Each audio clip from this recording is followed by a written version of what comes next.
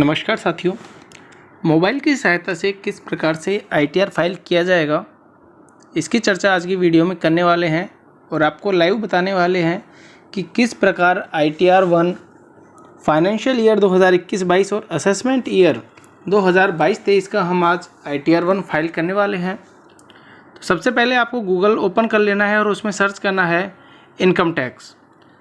Income tax search करके यहाँ पर आपको ऊपर की ओर इनकम टैक्स की ऑफिशियल वेबसाइट ओपन हो जाती है। इस पर आपको क्लिक कर देना है। इसमें ऊपर की ओर यहाँ पर इस प्रकार का एक साइन दिखाई देगा, यहाँ पर आपको क्लिक करना है और यहाँ पर आपको लॉगिन पर क्लिक कर देना है।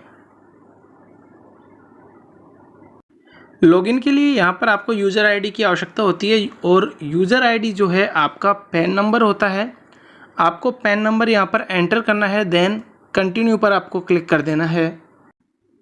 इसके बाद में आपको यहाँ पर चेक बॉक्स में यहाँ पर टिक करना है और उसके बाद आपको पासवर्ड एंटर करते हुए कंटिन्यू पर यहाँ पर क्लिक कर देना है। इसके बाद में आपको यहाँ पर नीचे की ओर फाइल नाउ पर क्लिक करना है और यहाँ से असेसमेंट ईयर सेलेक्ट करना है 2022-23 और ऑनलाइन मोड पर को सेलेक्ट करते हुए कंटिन्यू पर क्लिक कर देना है और यहाँ से स्टार्ट न्यू फाइलिंग पर क्लिक करना है। सैलरीड पर्सन के लिए यहाँ पर आपको इंडिविजुअल ही सेलेक्ट करना है और कंटिन्यू पर क्लिक करना है।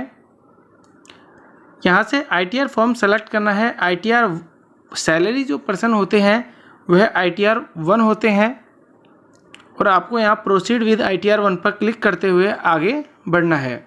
यदि किसी सैलरीड पर्सन ने किसी कंपनी में शेयर लगाए हुए हैं या डीमैट अकाउंट ओपन है तो उस कंडीशन में ITR 1 आपका फाइल नहीं किया जाएगा, आपको दूसरा भरा जाएगा।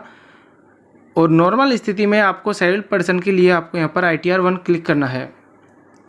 देखिए, ITR 1 भरते समय, फाइल करते समय आपको यहाँ पर डॉक्यूमेंट लिस्ट दी है जो आपको हेल्प करेगी जल्दी से जल्दी ITR फाइल करने में। तो यह आपके पास में होना कंपलसरी है, खासकर फॉर्म 16 आपके पास में होना बहुत ज़रूरी है। इसके बाद आपको यहाँ लेट्स गेट स्टार्टेड पर क्लिक कर देना है। Then are you filing the income tax return for any of the following reason, इनमें से किस रीज़न के आधार पर आप ITR फाइल कर रहे हैं। तो अधिकांश जो सैलरी पर्सन होते हैं वो इसलिए हम टैक्स फाइल करते हैं क्योंकि उनकी जो बेसिक है वो टैक्सेबल इनकम से क्या है, ज़्यादा है। तो आपको ये सेलेक्ट करना है फर्स्ट वाला ऑप्शन, देन कंटिन्यू पर क्लिक कर देना है। देखिए, यहाँ पर 3 स्टेप हैं और उन 3 स्टेप की में फर्स्ट स्टेप के 5 सब स्टेप हैं, यानी कि आपको यहाँ पर 3 स्टेप फिल करने हैं और इसमें फर्स्ट स्टेप के 5 पॉइंट है जिनको आपको यहाँ पर फिल करना है। सबसे पहले है पर्सनल इन्फॉर्मेशन, उसके बाद ग्रॉस टोटल इनकम, फिर डिडक्शन, टैक्स पेड और टोटल टैक्स लायबिलिटी। जैसे जैसे आप एक एक टैब को भरते जाएंगे ऑटोमेटिक नेक्स्ट जो टैब है वह आपके ओपन होती जाएगी। तो आप, यह नहीं है कि डायरेक्ट हम नेक्स्ट टैब पर चल जाएंगे, आपको पहले वाली टैब बननी है, उसके बाद में फिर सेकेंड टैब ओपन होगी। तो सबसे वाली पहली टैब है हमारी पर्सनल इन्फॉर्मेशन की। सबसे पहले हम यहाँ चेक करते हैं, इस पर क्लिक करते हैं। स्टार्टिंग में हमारी प्रोफाइल, उसके बाद कॉन्टैक्ट है, then nature of government, nature of employment है। आपकी जो एम्प्लॉयमेंट की नेचर किस प्रकार की है, सेंट्रल गवर्नमेंट है, स्टेट है, पब्लिक सेक्टर है। यदि आप किसी प्राइवेट कंपनी में काम करते हैं तो आपको यहाँ पर अदर्स पर क्लिक करना है, बाकी अपने अकॉर्डिंग आपको यहाँ सेलेक्ट कर लेना है। फाइलिंग सेक्शन, यदि आप रिटर्न बिफोर ड्यू डेट से पहले करते हैं, ड्यू डेट से, तो आप 139(1) आपको सेलेक्ट करनी है। ड्यू डेट है यहाँ पर हमारी वर्तमान में 31 जुलाई 2022 है। यदि आप 31 जुलाई 2022 से पहले इनकम टैक्स फाइल करते हैं तो आपको 139(1) को ही सेलेक्ट करना है। इसके बाद में आपको कौन सी टैक्स रिजाइम सेलेक्ट करनी है। आप सभी को पता है वर्तमान में हमारे इस टाइम टैक्स की जो स्लैब हैं 2 हैं टैक्स रिजाइम, ओल्ड और न्यू। यदि आप न्यू को सिलेक्ट करते हैं तो यस, अदरवाइज ओल्ड को करते हैं तो यहाँ पर आपको नो को सिलेक्ट करना है। Then bank details. देखिए बैंक डिटेल्स के लिए सबसे पहले तो एक तो बैंक डिटेल आपकी यहाँ पर बैंक जो है वैलिडेट होना चाहिए। वैलिडेट का मतलब क्या होता है कि आपका अकाउंट जो है जिस भी बैंक में है वह खाता आपका पैन कार्ड और आधार कार्ड से लिंक होना है। यदि आपका लिंक नहीं है तो यहाँ पर वैलिडेटेड नहीं होगा। यदि वैलिडेटेड नहीं है तो सबसे पहले अपने अकाउंट को वैलिडेट करवाना है, उसके बाद में आपको इनकम टैक्स फाइल करना है। जिस भी बैंक में आप रिफंड चाहते हैं उस बैंक को यहाँ से सेलेक्ट करना है, देन आपको कन्फर्म पर क्लिक कर देना है। जैसे ही हमने पर्सनल इन्फॉर्मेशन की टैब को फिल किया है तो ऑटोमेटिक नेक्स्ट टैब जो है ग्रॉस टोटल इनकम की, वह ऑटोमेटिक ओपन हो गई है। इस पर हमको यहाँ पर क्लिक करना है। देखिए यहाँ पर कुछ क्वेश्चन है, आप इन क्वेश्चन को अवॉइड करते हुए भी आगे बढ़ सकते हैं और यहाँ पर कंटिन्यू पर क्लिक कर देना है। अब आपके सामने फॉर्म 16 होना चाहिए और फॉर्म 16 के जो है 2 पार्ट्स होते हैं, पार्ट ए और पार्ट बी। हमें ITR फाइल करते समय पार्ट बी को सामने रखना है और पार्ट बी के अकॉर्डिंग ही यह इसे चेक करते जाना है। यहाँ पर मेरे सामने सभी डाटा जो है प्रीफिल्ड है। अब ग्रोस सैलरी आपके फॉर्म 16 के अकॉर्डिंग ही होनी चाहिए। यहाँ भी तो ग्रोस सैलरी मेरी यहाँ पर सही है बिल्कुल। इसके बाद में देखिए किसी भी प्रकार की अलाउंस नहीं है मेरे यहाँ, तो जो नेट सैलरी है वह भी सेम है ग्रोस सैलरी की जितना। यहाँ पर डिडक्शन अंडर सेक्शन 16 तो बाय डिफ़ॉल्ट 50,000 की सभी के छूट होती है, मेरे भी यहाँ पर वही है। इसके बाद में income chargeable under the head salary, इसमें से इसे लेस कर दिया गया है फॉर्म 16 के अकॉर्डिंग। इनकम का दूसरा पार्ट आता है हाउस प्रॉपर्टी का। मेरे यहाँ किसी भी प्रकार की इनकम हाउस प्रॉपर्टी से नहीं है तो यहाँ पर 0 है और ना ही अदर सोर्स से है। यदि आपके इनकम टैक्स का यदि किसी प्रकार का रिफंड आया है और उस पर यदि कोई इंटरेस्ट हो तो आपको यहाँ से इसे सेलेक्ट करके फिल करना है। अब आपको यहाँ यह चेक करना है कि ग्रोस टोटल इनकम आपका ITR फाइल करते समय जितना आ रहा है क्या वही आपके फॉर्म 16 के पार्ट बी में पॉइंट नंबर 9 पर है क्या। यदि दोनों सेम है तो आपको कन्फर्म पर यहाँ क्लिक करना है और आगे की ओर बढ़ना है। ग्रोस टोटल इनकम कंप्लीट होने के बाद में ऑटोमेटिक डिडक्शन का जो पार्ट था हमारे यहाँ ओपन हो चुका है, इसको क्लिक करना है। अब यहाँ पर जो क्वेश्चन आ रहे हैं आपको स्किप कर देने हैं, कंटिन्यू पर क्लिक करना है।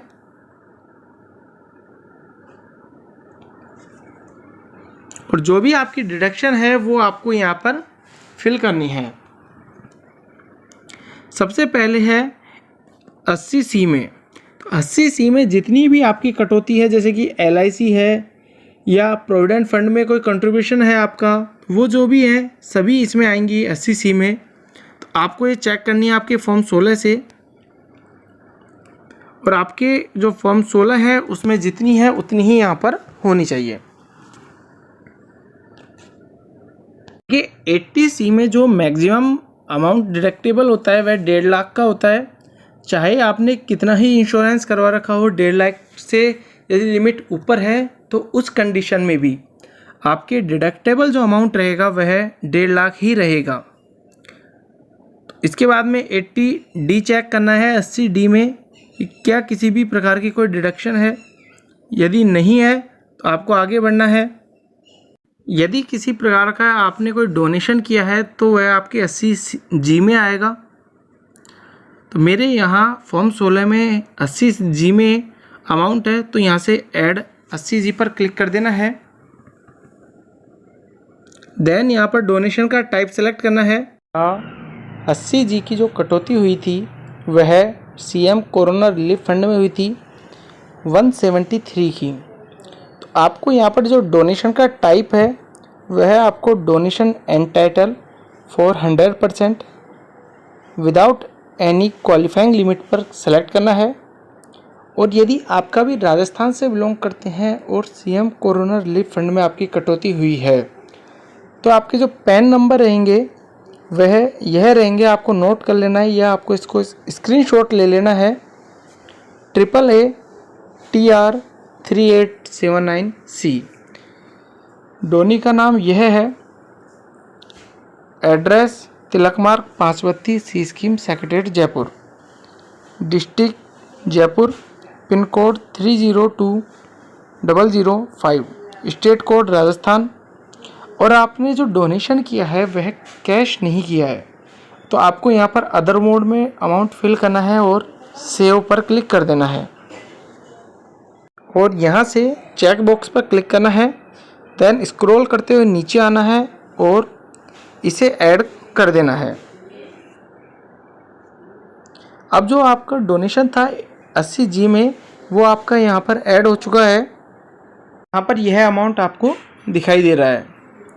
यदि किसी भी प्रकार की और आपकी यहाँ कटौती है तो उसे भी आप इसी प्रकार से यहाँ पर ऐड कर सकते हैं। यदि आपका interest on saving bank account है और आपको यहाँ पर इस पर छूट लेनी है तो आपका 10,000 तक का क्लेम बनता है। 10,000 तक की आप छूट ले सकते हैं। तो आपको यहाँ ऐड 80 TTA पर क्लिक करना है और इसी प्रकार से आपको यहाँ ऐड कर देना है, बशर्त आपके पास में जो बैंक है उसका स्टेटमेंट आपके पास होना चाहिए। बैंक अलग से आपको निकाल के देता है। इसके बाद में स्क्रॉल करते हुए नीचे आना है और टोटल डिडक्शन जो है आपकी फॉर्म 16 से मैच आपको करनी है। तो मेरे केस में यहाँ पर जो टोटल डिडक्शन है दोनों में सेम है। देखिए यहाँ पर एक वार्निंग आ रही है कि total of chapter 6A deduction entered is more than deduction details provided by the employer. जो आपका एम्प्लॉयर ने आपको हमारा फॉर्म 16 दिया था तो उससे ज़्यादा यहाँ पर शो हो रही है। तो आपको ये वेरीफाई कर लेना है कि आपने जो फिल किया है क्या वो सही है। तो देखिए मेरे पास में इसका प्रूफ है कि जो मेरा 80G में कटौती हुई थी वो 173 रुपये की हुई थी। मैंने GA 55 में इसे मैच कर लिया है। इसका प्रूफ मेरे पास में है, वेरीफाई कर चुका हूँ। तो इसके बाद में इसे आपको कन्फर्म पर क्लिक कर देना है। जैसे ही हमने डिडक्शन का पार्ट फिल किया है तो नेक्स्ट जो टैब थी टैक्स पेड की वह ऑटोमेटिक ओपन हो चुकी है। तो आपको इस पर क्लिक कर देना है।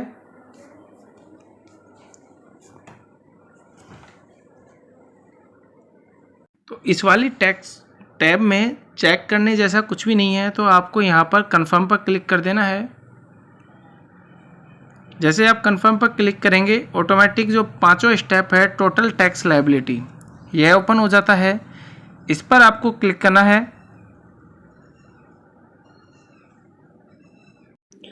देखिए जो पांचवा पॉइंट है टोटल टैक्स लायबिलिटी का, इसमें आपकी यहाँ ग्रॉस टोटल इनकम दी हुई है, इसके बाद में डिडक्शन दी हुई है और लेस करके आपके यहाँ टोटल इनकम दी हुई है। हो सकता है कि फॉर्म 16 का अमाउंट और इसका जो अमाउंट है यहाँ डिफरेंस आ सकता है। देखिए जब यहाँ मेरे टोटल इनकम में से डिडक्शन घटाया था तो 8,99,382 रुपये बन रहा था। इसको राउंड फिगर में करते हुए 8,99,380 कर दिया गया है। आपको ध्यान रखना है यदि 5 रुपये से आपको पता होगा कम आता है तो पीछे की ओर चला जाता है डाउन में, और यदि 5 रुपये से ऊपर आ जाता है अमाउंट तो आगे की ओर बढ़ जाता है। इसके बाद में tax payable on total income जो है हमारी यहाँ बन रही है 92,376 रुपये। अब बात आती है रिबेट अंडर सेक्शन 87A। 12,500 की यहाँ छूट मिलती है। कौन से कंडीशन में मिलती है? 5 लाख से यदि आपकी सैलरी कम होती है तो यहाँ पर हमारे यहाँ किसी भी प्रकार की यहाँ रिबेट नहीं मिलने वाली है। तो टैक्स पेबल आफ्टर रिबेट 92,376 ही रुपये रहने वाले हैं। यहाँ हेल्थ एंड एजुकेशन सेस पर 4% लगेगा तो 3,695, और उसके बाद में ऐड होके टोटल टैक्स 96,071 रुपये बन जाते हैं। 89 जो सेक्शन है उसकी जो छूट मिलती है, यदि आपकी पिछली साल की, पिछले फाइनेंशियल ईयर की इस साल में यदि कोई सैलरी आती है एरियर के रूप में, तो यहाँ पर आपको फॉर्म 10E भरना पड़ेगा और उसके बाद ही आपको क्लेम मिलेगा। तो मेरे यहाँ आफ्टर रिलीफ भी 96,071 ही है। तो इस प्रकार से जो टोटल फीस टैक्स इंटरेस्ट है वह कितना है, 96,071 ही लास्ट तक बना हुआ है। इसे यहाँ अब कंफर्म पर क्लिक कर देते हैं। अब पहले जो पॉइंट था उसके जो 5 सब टाइप हैं उसको मैंने यहाँ कंप्लीट कर लिया है।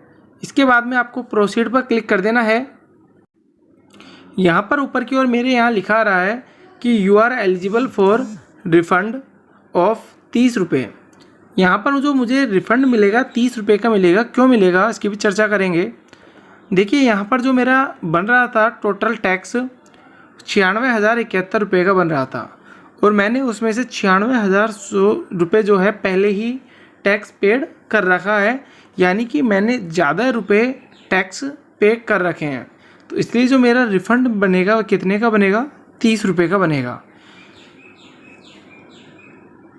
टाइम अपन जो है सेकंड पॉइंट पर चल रहे हैं, तो आपको यहाँ पर प्रीव्यू रिटर्न पर क्लिक कर देना है।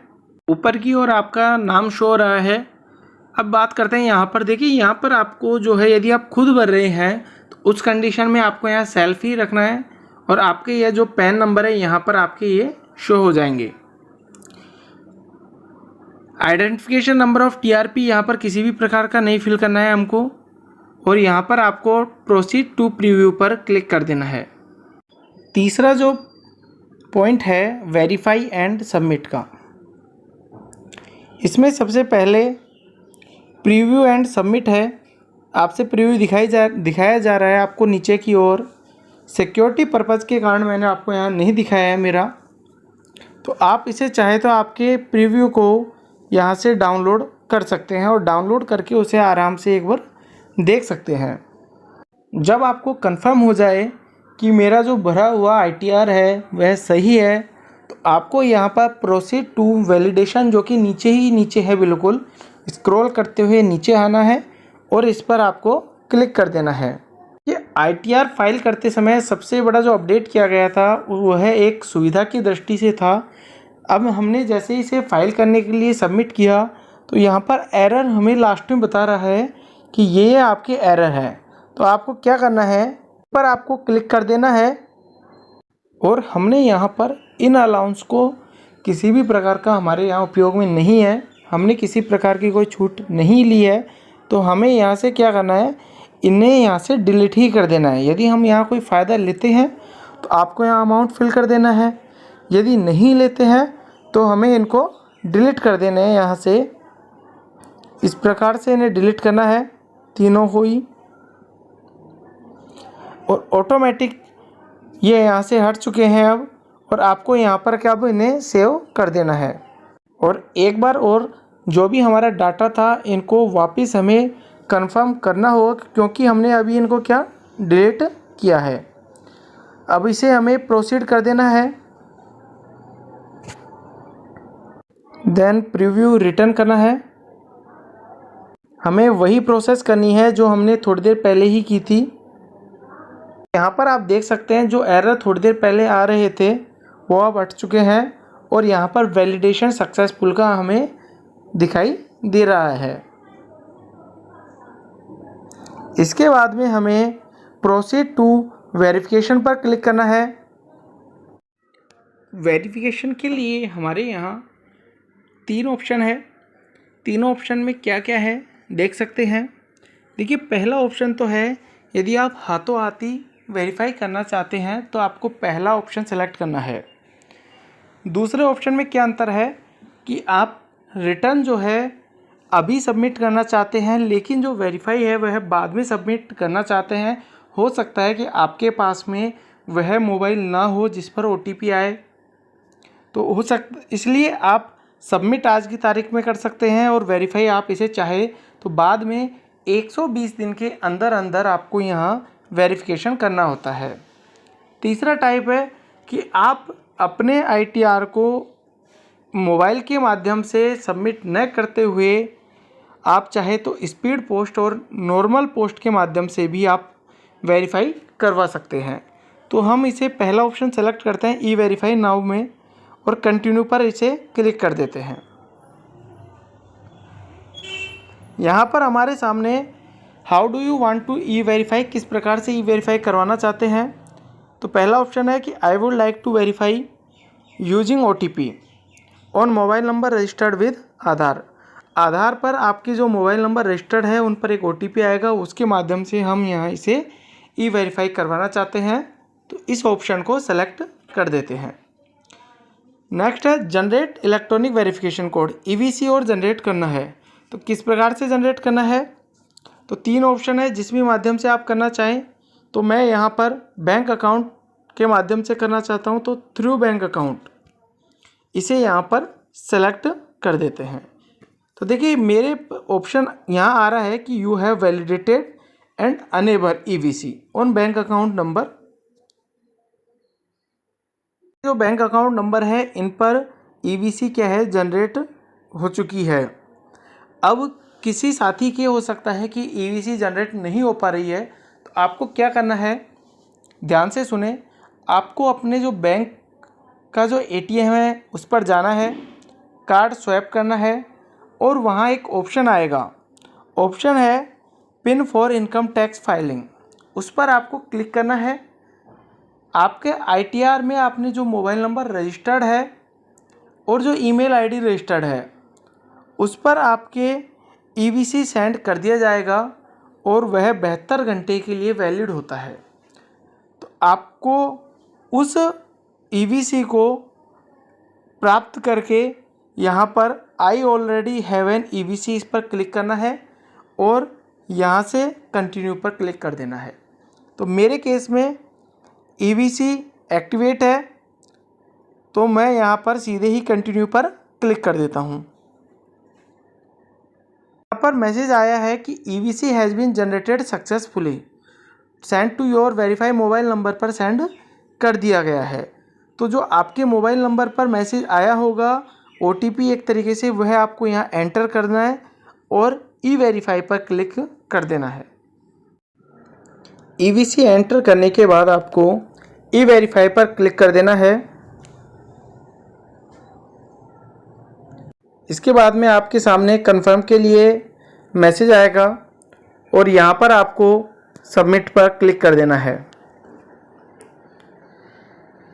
इस प्रकार का आपके सामने एक मैसेज आता है कि you have successfully file and verify your return.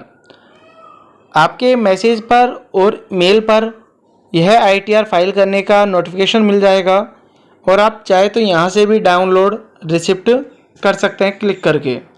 जैसे आप इस पर क्लिक करेंगे फाइल डाउनलोड हो जाएगी और आप इसे ओपन